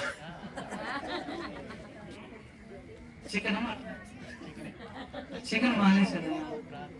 అవునయ్యా. హల్లెలూయా. అన్నం రెడీ చేశారంట. అయితే ఎక్కువ మీకు ఉన్నట్టుందా? అందరికన్నా మాకు చెప్తే ఇంకా 12 దాకా చెప్పుకునే వాళ్ళంగా. చలి కూడా వేస్తుందమ్మా. ఇంక చలి వేసినప్పుడు ఏముంటావు లేక మానేస్తాం, మంచిది. దేవునికి స్తోత్రం. తన ప్రజలను వాళ్ళ పాపం నుంచి విడిపిస్తాడు. అందరు పాపులేగా వాక్యం సెలవిస్తుంది. రోమపత్రిక 3:23 అంటాడు, ఏ భేదము లేదు, అందరూ పాపము చేసి దేవుని మహిమను కోల్పోయి బతుకుతున్నారు. అందరూ అంటే మన వెంకటాపురంలో కాదు, భూమి మీద ఉన్న ప్రజలు అందరూ పాపులే. వాక్యం 51వ కీర్తనలో దావీదు భక్తుడు ఏమంటున్నాడంటే, నా తల్లి పాపములోనే నన్ను గర్భం ధరించింది కనుక నేను పుట్టుతూనే పాపాన్ని పట్టుకోని వచ్చాను. బయటకు వచ్చేటప్పుడు ఎలా వస్తాడు? అమ్మ నుంచి బయటకు వచ్చి ఆ పేరుతో వస్తాడు. ఎలా వస్తాడు? బయటకు వచ్చిన తర్వాత డాక్టర్లు ఏం చేస్తారు? ఆయమ్మలు ఏం చేస్తారు? కట్ చేసి వేరు చేస్తారు. అంటే ఈ పేగులో నుంచి, ఆయన కడుపులో ఉన్నప్పుడు పేగులో నుంచి ఆహారం అంతా వాడి శరీరానికి వెళ్ళిపోయింది. ఎలా సాధ్యం? బయటకు వచ్చిన తర్వాత నోట్లో నుంచి వెళ్తుంది, కడుపులో ఉన్నప్పుడేమో పేగులో నుంచి వెళ్తుంది. ఈ పేగు బంధాన్ని బయటకు వచ్చి రాగానే కట్ చేయాలి. అంటే ఏమంటాం మనం? ఈ పుట్టుకొని వచ్చేటప్పుడు వాళ్ళ అమ్మ మెడకు ఏంటి, మెడకు పేగు చుట్టుకొని వచ్చాడని ఒకరు. ఈ పుట్టిన తర్వాత అబ్బాయి తల్లి వేరైపోతే ఎప్పుడో కలుసుకుంటే ఏంటో మిమ్మల్ని చూస్తుంటే మా అమ్మలాగే అనిపిస్తుందమ్మా అంటుంటారు. అదేలా పేగు బంధం అంటే అంటారు. హల్లెలూయా. అలాగే అమ్మ కడుపులోంచి పేగు బంధంతో ఎలా పుడుతున్నామో ప్రతి మనిషి పాపం అనే బంధంలో నుంచే బయటకు వస్తున్నాం. దీన్ని వేరు చేయడానికి ఎవరికి చేత కాదు. ఈ పాపం అనేది ఎక్కడ ఉంది అన్నాడు అంటే మన రక్తంలో ఉంది అన్నాడు. దేవునికి స్తోత్రం. ఈ రక్తం మహాభయంకరమైనది. మీరు ఎక్కడన్నా గాయమైందంటే రక్తం పోతుంటే భలే విచిత్రంగా చూస్తారు. కొంతమంది భయపడి కళ్ళు కూడా తిరిగిపోతాయి. ఒక్క రక్తపు పొట్టు చాలా విలువైనది, మనకు గుర్తుపెట్టుకోండి. ఒక రక్తపు పొట్టు నీ బాడీలో ఫామ్ అవ్వాలంటే దగ్గరగా ఒక 150 గ్రాముల ఏం పండది జాంకాయ పెట్టి తినాలి. అర్థమైందా? బ్లడ్ అలా వేస్ట్ చేసుకోకూడదు. బ్లడ్ చాలా బలమైనది. అందులో ప్రపంచం ఉంది. ఏ ప్రపంచం అంటే ఇర్మియా గ్రంథం 17వ అధ్యాయంలో అంటాడు, ఇదిగో ప్రతి మనిషి హృదయము ఘోరమైన వ్యాధితో ఉంది, దాన్ని పాపం అని పిలిచాడట దేవుడు. ఇప్పుడు చెప్పండి, మీకు హృదయాలు ఉన్నాయా? అందరి గుండెకాయలు ఉన్నాయా? ఉన్న గుండెకాయలు చేతులు ఎత్తండి ఒక్కసారి. ఎవరికి లేనట్టు ఎవరంటే గుడికి ఇంటి దగ్గర పెట్టొచ్చారా ఏంటి? మీలో మాయల మంత్రాలు ఉన్నట్టే ఉంది. నాకు గుండెకాయ ఉందండి అయ్యగారు ఉన్న చేతులు ఎత్తాను ధైర్యం, లేకపోతే గుండెకాయ తీసేస్తాడు. ఇచ్చంటే ఎత్తుతారు, చూసారా? అందరూ ఎత్తారు. అంటే మీకు భయాలు మాత్రం చెప్పాలి. మనకు గుండె ఉంది, ఏం పని చేస్తుందంటే బ్లడ్ పంప్ చేస్తూ ఉంటుంది. ఇలా అంటుందంటే మీ గుండె దగ్గర లబ్ డబ్ అంటారు కదా. లబ్ డబ్ ఎందుకంటారు అంటే దానికి అన్నం ఎక్కువై కాదు, మన బ్లడ్ ని బాడీ అంతటికి పంపి మళ్ళీ వెనక్కి తీసుకొని దాన్ని శుద్ధి చేసి విత్ ఇన్ ద సెకండ్స్ లోనే శుద్ధి చేసి మళ్ళీ పంపిస్తా ఉంటది, మళ్ళీ వెనక్కి తీసుకుంటది, మళ్ళీ పంపిస్తా ఉంటది. ఈ బ్లడ్ నిరంతరం సాగుతుంటది కాబట్టి మనం బతుకుతూ ఉన్నాం. ఇది ఎప్పుడైతే ఇలా అంటాం ఆగిపోతుందో ఆగిపోతాం. హల్లెలూయా. ఈ బ్లడ్ లో ఏముందనంటే పాపం ఉంది అన్న. ఈ పాపమే రోగం అన్న. మనందరికి రోగాలు ఉన్నాయి, నానా రకాల బలహీనతలు ఉన్నాయి. షుగర్ పేషెంట్లు, బీపీ పేషెంట్లు, లేకపోతే ఏదో రకమైన టాబ్లెట్ వేసుకునే వాళ్ళని చాలా వరకు ఏదో ఒక వ్యాధితో బాధపడి ప్రతి వ్యాధికి ఒక డాక్టర్ ఉన్నాడు. ఇప్పుడే ఒక దైవజనుడు పలకరించి వచ్చాను. దెబ్బలు తగిలాయి, బాగా తలకు తగిలాయి, కాలుకో మందు, తలకాయకో మందు, కన్నుకో మందు. హల్లెలూయా. నీ కంటి బాగలేదంటే కంట్లో ఏమేస్తాం? చుక్కలు వేస్తాం, ఐ డ్రాప్స్ వేస్తాం. 2 కిస్నాల చుక్కలు వేసుకోవచ్చు. పెట్రోల్ చుక్కలు వేసుకోవచ్చు. అది పోతే అమ్మో ఎంత తెలుగులో చూడు, కిస్నాలు అసలు దొరకట్లేదు, పెట్రోల్ వేసుకో. అలా దొరకట్లేదు, ఎందుకు పెట్రోల్ వేసుకో? అది వేసుకోకూడదు పెద్ద ఆయన. దానికి ఏది వేసుకోవాలో అదే వేసుకోవాలి. నాకు ఒకసారి కొంచెం ఈ తలలో ఏదో ముడిపు వచ్చిందని హాస్పిటల్కి వెళ్ళా. ఆయన నన్ను మంచమే పడుకోబెట్టి పైపులన్నీ పెట్టాడు. ఏమండి నేను గుడిపుకి ఇక్కడ నాకు ఏదో ముడిపు వచ్చిందండి, ఏదో ఇంత లావుగా, దాన్ని చూడమంటే పైపులు పెడతానండి, నా గుడికే బాగానే ఉంది సార్ అన్న. నేను నీకు తెలియదు, పడుకో, నువ్వా డాక్టర్ నేను అన్నాడు. పడుకొని ఒక సుత్తి తీసుకొచ్చాడు. అంటే సుత్తి అంటే మరి బెల్లది కదా, చిన్నది సుత్తి తీసుకొచ్చి నా మోకాలకి పెట్టి ఇక్కడ కొట్టాడు. మళ్ళీ నాకు భయం వేసి కోపం వచ్చింది. మా ఆవిడకి తెలిసి నా పరిస్థితి ఏంటి, ఎవరికైనా వెళ్తే పెద్ద ప్రశ్న చంపేస్తా ఉంటాను. ఏమైనా నేను వచ్చింది ఎందుకు, నువ్వు చేస్తుంది ఎందుకయ్యా, ఏమైనా నేను ట్రీట్మెంట్ ఇస్తున్నాడు, నేను డాక్టర్ని ఇక్కడ అని నా మోకాలు కొడుతున్నాడు. ఈ మోచేతి మీద శుద్ధి పెట్టి చిన్న శుద్ధి పెట్టి కొడుతున్నాడు. ఆ ఎట్టుంది అంటున్నాడు. ఎట్టుంటుంది? దెబ్బ తగ్గుతుంది. ఆ ఎట్టుంటుంది? దెబ్బ తగ్గుతుంది. ముందు సీట్లో ఖాళీ చేసి వెళ్ళిపోతారు భోజనానికి అనుకుంటున్నాం. హల్లెలూయా. ప్రార్థన అయితే ఎవరు భోజనాలు పెట్టమాకండి. అయ్యా కొద్దిసేపు అయిపోద్ది. అలా దైవసేన నుంచి పోమాకండి. రెస్పెక్ట్ దేవుని మాట అంటే మిమ్మల్ని కాస్త నిద్రపోనీయకుండా కూర్చోకుండా ఉండాలని నా ప్రయత్నం. కాస్త చెప్పేటప్పుడు అదే మా బతుకంతా. వీళ్ళు మంచి చక్కగా నిద్రపోయి గడిగి పడుకుంటా ఉంటారు. క్లాస్ చెప్తుంటే ఏదో జోక్ వేయాలి, లేపాలి, మళ్ళీ మేమే పాఠం చెప్పాలి. ఏంటి మెడకు పట్టుకున్న గుదిబండి లాగా.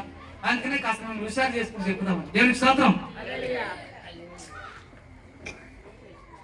అవన్నీ కొడుతుంటే సార్ అవన్నీ ఎందుకు సార్ అంటే, కాదయ్యా ఈ గుడిపికి నీ ఎన్ను పూసుకున్న నరాలకి, ఈ నరాలు కాళ్ళకి, ఈ చేతులకు సంబంధించింది.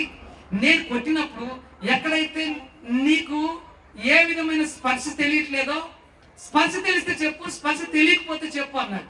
కొట్టిన చోటాల్లో అమ్మ అంటున్నా, కొట్టిన చోటాల్లో అమ్మ అంటున్నా అంటా ఉంటే, అరే నువ్వు బాగా నువ్వు లేచి వెళ్ళిపో, నీ గుడి పేరు పెద్ద ప్రమాదకరం కాదన్నాడు. ఈ మాత్రం కొట్టి చెప్పకుండా సార్ వాడు ట్రీట్మెంట్ ఇలాగే ఉంటుంది. నరాల వీక్నెస్ వాడికి నరాల డాక్టర్ దగ్గరికి వెళ్తాం. నీ కడుపు నొప్పి వస్తే కడుపు నొప్పి డాక్టర్ దగ్గరికి వెళ్తాం. నీ గుండెకాయ నొప్పి వస్తే గుండెకాయ దగ్గరికి వెళ్తాం. హల్లెలూయా. నీ కాలు నొప్పి వస్తే కన్ను డాక్టర్ దగ్గరికి వెళ్ళావు అనుకోండి, అదే శుద్ధి తీసుకొని కాలు కొట్టేట్టుగా కన్ను కొడితే నీ కన్ను సిరిగిపోతుంది దెబ్బ. కనుక ఏ డాక్టరు ఆ వ్యాధి దగ్గరికే వెళ్తాం. అంటే వ్యాధికి ఒక డాక్టర్ ఉన్నాడు మనకి. అన్ని వ్యాధులకు అన్ని డాక్టర్లు ఉన్నారు, స్పెషలిస్టులు. ఈవెన్ నీ కాలు పని చేయకపోతే, వంకర తిరిగితే, సరిపోతే ఫిజియోథెరపీ రోజు నీకు ఎక్సర్సైజ్ నువ్వు చేయమని నీకు నృత్యవాడు కూడా ఉన్నాడు. దేవునికి స్తోత్రం. ఫిజియోథెరపిస్టులు ఉన్నారు. మీ ఇంటికి వచ్చి చేసి వెళ్తారు, డబ్బులు కూడా ఎక్కువ తీసుకుంటారు. అంటే ప్రతి వ్యాధికి ఒక స్పెషలిస్ట్ ఉన్నాడు.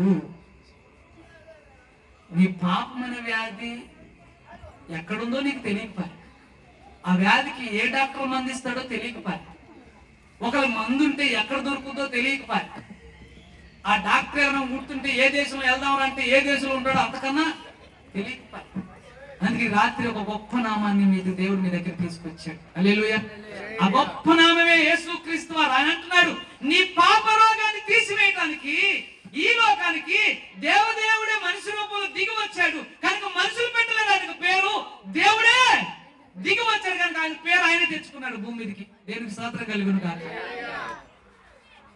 ఆయన పుట్టినప్పుడు కూడా మనం అయితే ఉయ్యాలు వేసి మన పిల్లలకు మనం జోల పాటలు పాడతాం, ఉయ్యాల పాటలు. హల్లెలూయా. ఉయ్యాలు వేసి అమ్మలక్కలందరూ చేరి ఆ పుట్టను ఉయ్యాలు వేసి దాన్ని అలంకరించి ఉయ్యాల ఊపుకుంటూ పాడతారు. కానీ యేసుప్రభువు వారు పుట్టినప్పుడట దేవదూతలు పాట పాడారు. దేవునికి స్తోత్రం.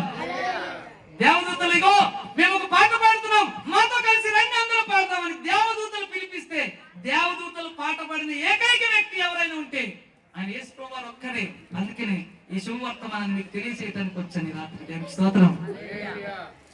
చివరిగా మాట చెప్పి ముగిస్తాను. యేసు అంటే అర్థం ఏంటి?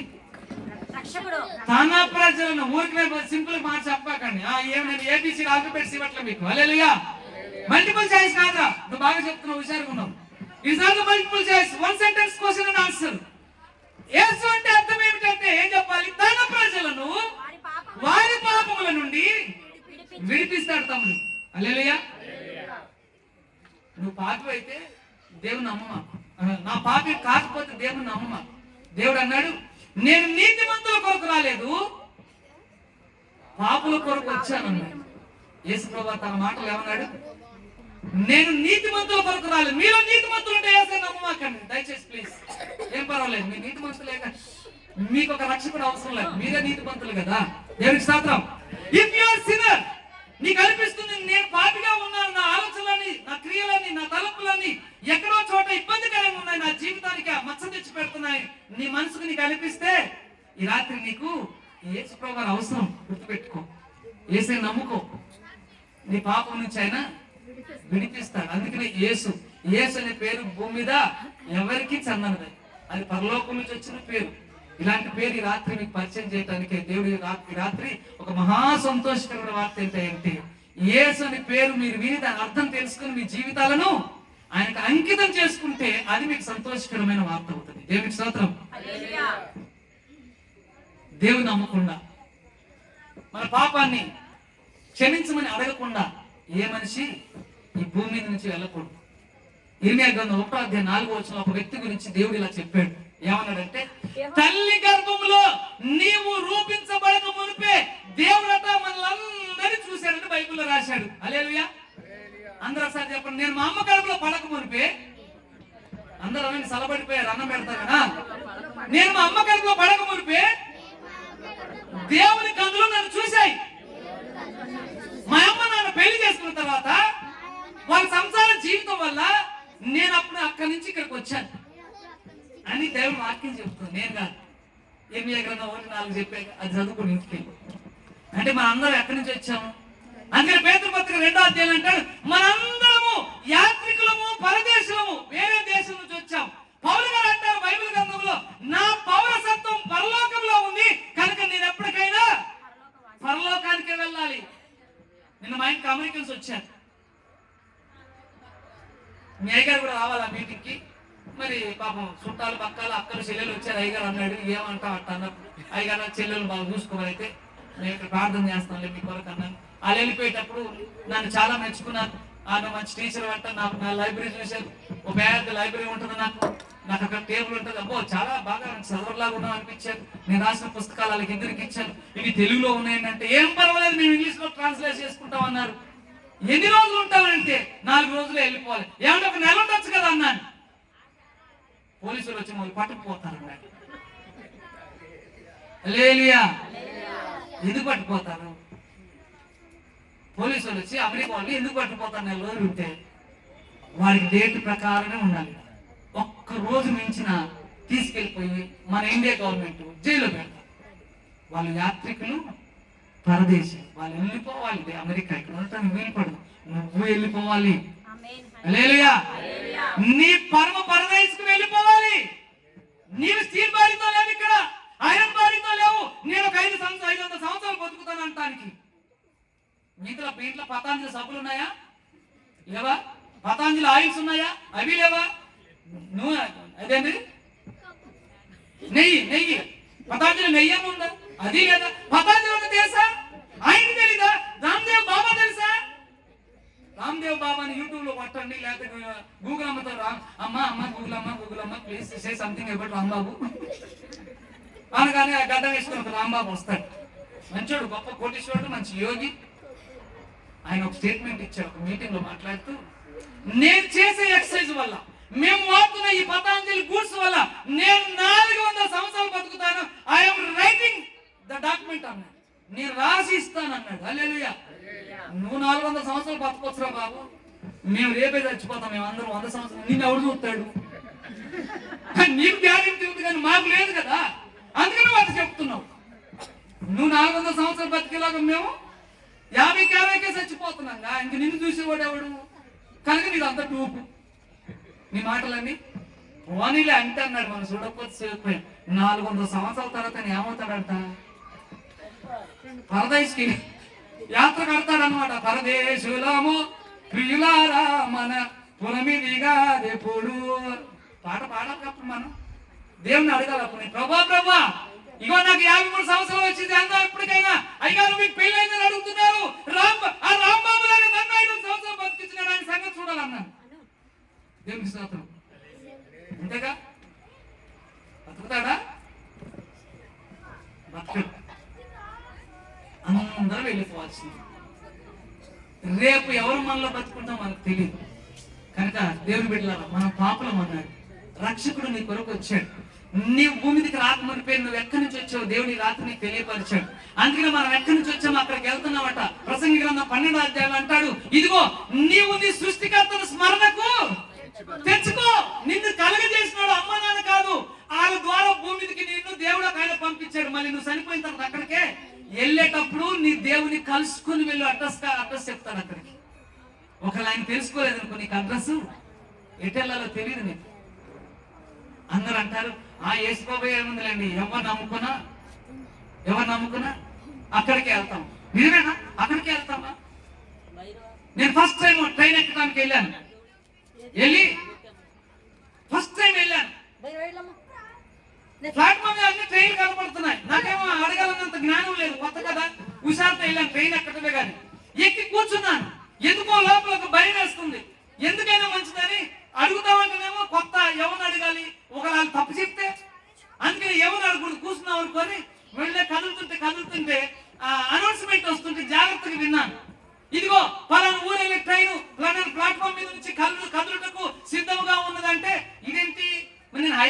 వెళ్ళాలి కదా, వైజాగ్ వెళ్తుందని చెప్పి ఇది అదేనా కాదని పక్కన అడిగా, సార్ ఇది వైజాగ్ వెళ్తుందా హైదరాబాద్ వెళ్తుందా అంటే ఇది వైజాగ్ వెళ్తుందా అన్నాడు. అమ్మ నేను హైదరాబాద్ వెళ్ళాలి కదా, నేను ఎటు వెళ్ళాలి? అన్ని ట్రైన్లే, నేను హైదరాబాద్ వెళ్ళాలి. ఏ ట్రైన్ బట్టి ఆ ట్రైన్ ఎక్కితే హైదరాబాద్ వెళ్తానా? నీవు అక్కడికే వెళ్ళాలి, అక్కడికి వెళ్ళాలి, అక్కడికి వెళ్ళి ట్రైన్ ఎక్కాలి. నువ్వు ఆ ట్రైన్ ఎక్కితే అక్కడికి వెళ్తావు. ఏ ట్రైన్ బట్టి అయితే ఆ ట్రైన్ ఎక్కడానికి వీలు లేదు. ఏ ట్రైన్ ఎక్కితే అక్కడికి వెళ్తావు. నువ్వు అన్ని ట్రైన్లు ఎక్కుతానంటే అక్కడికి there is no other train in this world to go to the heaven. పరలోకానికి వెళ్ళడానికి ట్రైను ఒకటేరా. అన్ని ట్రైన్లు స్టేషన్ లో ఉన్నాయి. నీకు తెలిసి ఎక్కాల్సిన ట్రైన్ ఒక్కటే, అదే యేసు ప్రభు వారి ట్రైన్ ఎక్కాలి. దేవునికి స్తోత్రం. ఆ ట్రైన్ ఎక్కాలంటే నువ్వు ఆ ప్రభుని అంగీకరించాలి. నేను పాపిని యేసయ్యా, నీ పేరులోనే అర్థం ఉందన్నావు కదా, నేను పాపను రక్షించడానికి వచ్చానన్నావు కదా, ఈ రాత్రి నేను పాపిని గ్రహించగలుగుతున్నాను. మీ ఇంట్లో చిన్న పిల్లాడు స్కూల్కి వెళ్ళొచ్చి అమ్మ లేకపోతే లడ్డు దొంగతనం తినేస్తాడు. అక్కడ 10 రూపాయలు పెడితే వెళ్ళిపోయి కొనుక్కొచ్చుకుంటాడు. అమ్మ వచ్చి ఎలా చిన్న నీవు ఇక్కడ 10 రూపాయలు పెట్టా తీసావంటే నన్ను అడుగుతావేంటి మమ్మీ, మమ్మీది అక్క తీసినామో తమ్ముడు తీసాడో, అన్ని అబద్ధాలు చెబుతాడు. ముగ్గురిని కూర్చోబెట్టి ఎవరు తీస్తే ఎవరు ఒప్పుకుంటారు, ఇంకో 10 రూపాయలు ఇస్తారు అమ్మ అంటది. అప్పుడు ఏం చేస్తాడు? ఎవరు ఒప్పుకుంటారు? తీసినాడు ఒప్పుకుంటాడు రా. హల్లెలూయా. ఒక మంచి రావాలంటే ఇంకో 50 వేయాలి. పోయింది 10 పోయింది, ఇంకో 10 కూడా పెట్టుబడి పెడితే అసలు నిజం బయటకు వస్తుంది. అమ్మ నీకు ఎవరు మంచోళ్ళు వాళ్ళు ఎవరైతే 10 రూపాయలు తీసారో చెప్తే ఇంకొక 10 రూపాయలు ఇస్తాను. కానీ ఈ చిన్నోడు ఎవరైతే నేను తీయలేదు మమ్మీ తీయలేదు అన్నాడు, మమ్మీ నేనే తీసుకోవాలి మమ్మీ చెప్పేల్, ఇదే 10 రూపాయలు నోటి పాం. హల్లెలూయా. ఆ చిన్నోడికి స్కూల్లో టీచర్ అదే దొంగతనం చేయాలి చెప్పిందా ఏంటి? ఒకవేళ కాలేజీకి వెళ్తే అరే అక్రమాలు అన్యాయాలు చేసి అమ్మకి ఎదురు తిరిగి నాన్నకి ఎదురు తిరిగి దౌర్జన్యం డబ్బులు తీసుకోవాలని కాలేజీలో చెప్పారా ఏంటి? అమ్మ నాన్నలు బాగానే పెంచుతున్నారు, టీచర్లు బాగానే పోల్ చేస్తున్నారు, కాలేజీ లెక్చరర్లు బాగానే పోల్ చేస్తున్నారు. వీడికి ఈ బుద్ధి ఎక్కడి నుంచి వచ్చింది? లోపల విత్తనం by birth it has come. పుట్టుకతోనే మనందరిలో ఆ పాపం అనే బీజం ఉంది కాబట్టి పెరిగే కొద్ది అన్ని బయటపడుతున్నాయి. So you are the sinner, I'm the sinner. నువ్వు నేను అందరం పాపులమే. ఆ పాపులని అన్నాడు యేసు వారు. ఇదే మీకు సువార్త. మీ పాపాన్ని ఈ లోకంలో ఏ డాక్టర్లు తీసివేయలేరు, ఏ వ్రతాలు క్రతువులు తీసివేయలేవు, ఏ విధంగా మడులు మాణిక్యాలు సమర్పించినా తీసివేయలేవు. బైబిల్ గ్రంథంలో 64 యెషయా గ్రంథం అంటాడు, నేను నీతిమంతుని అనుకునే వాళ్ళందరూ మాట మీ నీతి క్రియలని మురికి గుడ్డలతో సమానం. యేసయ్య రక్తం చేత కడగబడితే తప్ప మన జీవితాలకు శరణ్యం లేదని ప్రభు కళాఖండిగా తన గ్రంథంలో తేల్చి చెప్పేశాడు. హల్లెలూయా, హల్లెలూయా. మనకి రాత్రి మనం నేర్చుకోవాల్సినటువంటి గొప్ప పాఠమే ఉపదేశం ఏంటి? మీకు ఒక సంతోషకరమైన వార్త. ఆ సంతోషకరమైన వార్త మన కుటుంబంలో జరిగే శుభకార్యాల వల్ల జరిగేది కాదట. నీ పాపాన్ని తీసివేయటానికి ఒక మందు దొరికింది. ఆ మందు పేరు యేసుక్రీస్తు రక్తం. అందరూ చెప్తాం సార్, నా పాపాన్ని తీసివేయడానికి యేసు అనే రక్తము నాకు మందుగా దొరికింది. ఆ రక్తం చేత నువ్వు కడగబడితే నువ్వు పరిశుద్ధురాలు అవుతావు. ఎక్కడి నుంచి వచ్చావు అక్కడికి వెళ్తానికి నువ్వు ట్రైన్ ఎక్కినట్టే లెక్క. చనిపోవడం అనేది ఖాయమేగా. ఈరోజు నిన్న ఒకరు చనిపోయారు, మా విశ్వాసంలో ఒకరు చనిపోయారు, ఇవాళ కొంతమంది చనిపోయారు, రేపు నా వంతు వస్తుందేమో. నీకు ప్రపంచంలో మనుషులందరూ చనిపోతారు. ఎప్పుడు చనిపోతారు ఎవరికి తెలియదు. మరణ గడి తెలుసుకుందామని శాస్త్రవేత్తలు ప్రయత్నం చేశారు, కానీ తెలియలా. కానీ పుట్టేవాడి గురించి చెప్తున్నారు. స్కానింగ్లు తీసి అమ్మ నువ్వు 10వ తారీఖు నాడు, ఈ నెల 10వ తారీఖు నాడు డెలివరీ అవుతావు అమ్మ అని అంటారు. డెలివరీ అయినా అవ్వకపోయినా వాళ్ళు ఈ రోజులు ఏం చేస్తున్నారు, అదే రోజున కావాలని నాన్న బర్త్డే ఉన్నా, అమ్మ బర్త్డే ఉన్నా, అక్క బర్త్డే ఉన్నా, ఈ కోతలు వచ్చిన దగ్గర నుంచి వెళ్ళిపోయి కోపించుకునే పిల్లలు తీసుకుంటారు. మా ఇద్దరు బర్త్డే ఒకే రోజు రావాలని. ఎంత దౌర్భాగ్యులు అండి. హల్లెలూయా. నీ బర్త్డే సల్లకుండా ముందు బుడ్డోని పరిపక్వత చెందిన తర్వాత బయటికి రాని నాయన. మా చర్చిలో 6 బిడ్డలు అటాక్ చేశారు. ఆ బర్త్డే రోజు కోసి తీశారు ఆ బుడ్డోని. తీసిన దగ్గర పాలు లేవు అన్ని సీసా పాలు పట్టారు. లీటర్ తాగేస్తున్నాడు. కొనలేక చచ్చిపోయారు ఇద్దరు. అదే అమ్మ దేవుడు ఇచ్చిన దాని ప్రకారం డెలివరీ అయితే మంచి పాలు ఇచ్చి ఆ పాలు తాగి బతికేవాడు ఆరోగ్యంగా ఉండేవాడు కదా. అందుకే దేవుని బిడ్డలారా అర్ధాంతరంగా ఎప్పుడు చనిపోతాం తెలియదు కనుక ఈ రాత్రి మీకు గొప్ప వార్త, మహా గొప్ప నామం యేసు ప్రభు ప్రభువారి నామం.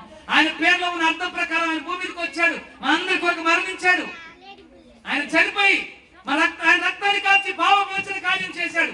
మత్తయి సువార్త 26:28 అంటాడు కదా, ఇదిగో మీ అందరి పాపం తీసివేయడానికి నా ప్రాణమును క్రయధనముగా ఇచ్చాను, రక్తం కారుస్తున్నాను, రక్త ప్రోక్షణం ద్వారా పాప క్షమాపణ ఉందని దేవుడు చెప్పాడు. కనుక నువ్వు గుర్తిస్తే నీకు ఇది మహా సంతోషకరమైన వార్త. నీ రోగానికి మందు దొరికింది అనుకో, ఎంత హ్యాపీగా ఫీల్ అవుతావు? అయ్యి వచ్చి నీ రోగానికి మందు దొరికింది అనుకో, ఎంత హ్యాపీగా ఫీల్ అవుతావు? ఎయిడ్స్ వ్యాధిగ్రస్తులు ఉన్నారు, వాళ్ళ పక్కన మందు దొరికిందంటే ఎంత హ్యాపీగా ఫీల్ అవుతారు? క్యాన్సర్ పేషెంట్లకు మీకు మందు ఉందిరా బాబు అంటే ఎంత బాగా ఫీల్ అవుతారు? అలాగే నీ పాపం అనే రోగం అది గుండెలో ఉంది, అది ఎవరు తీసివేయలేడు, ఏ డాక్టర్ పనికిరాడు, యేసు ప్రభువారి వల్లనే సాధ్యం. అందుకే రాత్రి ఒక గొప్ప మహా సంతోషకరమైన వార్త, యేసు ప్రభువుని నమ్ముకోవటమే. ఆయనలో ఉన్న గొప్పతనం, ఆ గొప్ప నామం, అన్ని నామముల కన్నా పైనామం, ఆ యేసు ప్రభువుని నమ్ముకుందాం, పాపం నుంచి విమోచన పొందుదాం, మన కుటుంబాలకు గొప్ప సంతోషకరమైన సమాధానకరమైన స్థితులు యేసయ్య ద్వారా పొందుకుందాం. ఈ క్రిస్మస్ వేడుక సందర్భంగా దేవుడు తన ఆనందాన్ని, సంతోషాన్ని, ఆయన పుట్టుక దినపు వేడుకలను, ఆశీర్వాదం మీ అందరికీ, ముఖ్యంగా సేవ చేస్తున్న దైవజనుడి కుటుంబానికి, సంఘానికి, కూడొచ్చిన మీ అందరికీ